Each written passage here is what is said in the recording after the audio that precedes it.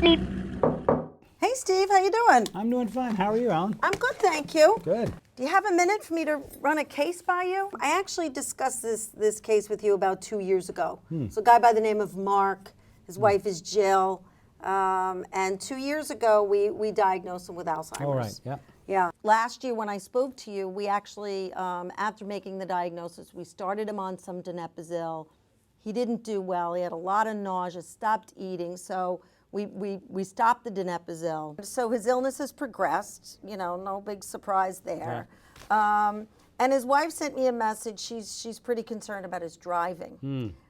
She said he's just driving into town, and she's been allowing him to do that.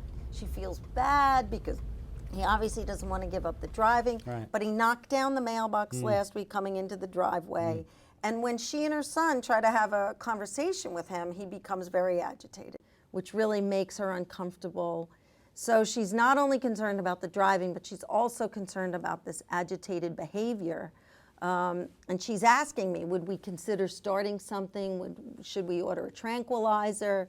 She's highly motivated to keep him at home, but is really struggling with these issues. So, you know, what do you do in the office to, you know, evaluate somebody's ability to drive? Are there some quick office-based tools that I can use to help figure this out tomorrow? Yeah, well, there are some things we could do, but just to go back a little bit, I think that when we talked about him, that we talked about putting him on some meds. I recommended maybe thinking about donepezil or memantine. Did you do that? Is he on that still? Is that being helpful? Or So I started him on donepezil. We upped the dose. He became pretty nauseous.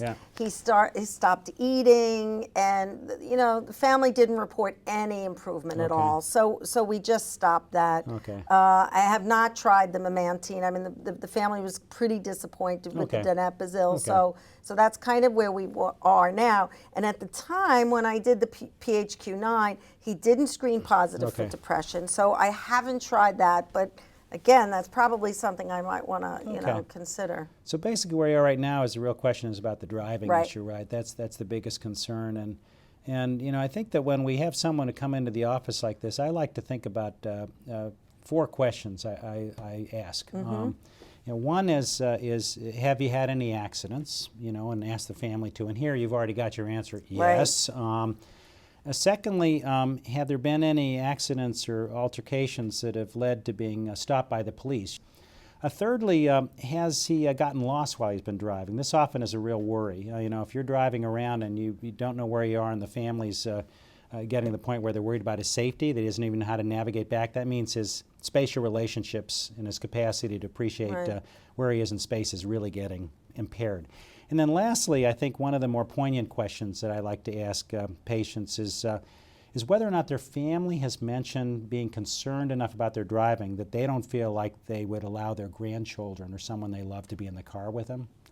That really kind of caps it. And if any of those are positive, then I'd really be worried about that. And if you get to that point, there are some things you can do. I mean, you may be in a region where, you know, and we happen to be fortunate to have an adaptive driving school nearby here that can actually do an evaluation on simulators and things like that.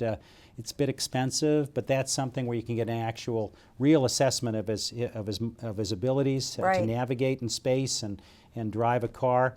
You can also, sometimes you can send them to the Division of Motor Vehicles. They may or may not do a great job, but there have been instances where in trying to recertify or have someone go, if they're willing to go, they don't pass the test and then the license gets immediately revoked. So those are some things to think about right out of the gate. And what are some of the interventions that you prescribe for some of these behavior issues that Mark is having? But I also don't want it to get to the point where, you know, Jill is so burnt out that the only alternative is really for her to consider placement. So. Sure.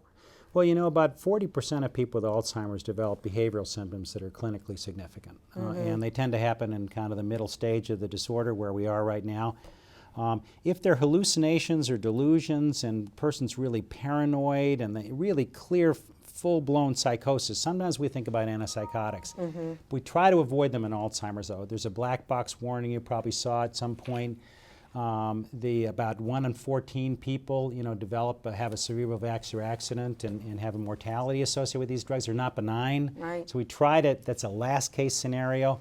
Before we get there, particularly for something like agitation, a couple things to think about. One, is he getting depressed? You mentioned him being kind of crying and being a Right. bit despondent. Harder sometimes to use the PHQ-9. You could try it, but certainly asking about hopelessness, sense of worthlessness, wanting to be dead, some of those sorts of things would make you worry about whether or not he's depressed, and if that's the case, I'd treat him. But also just for nonspecific agitation, sometimes we use mildly sedating antidepressants, so Remeron, Trazodone, those can be helpful right out of the gate. Sometimes short-acting benzos, be careful about falls, be careful about cognitive impairment.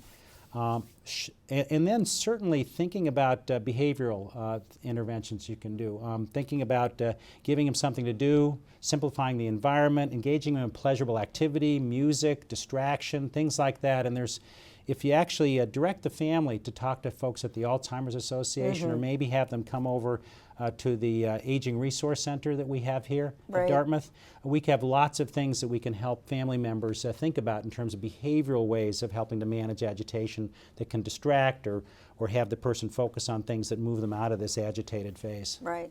Well, that's really helpful. Thanks.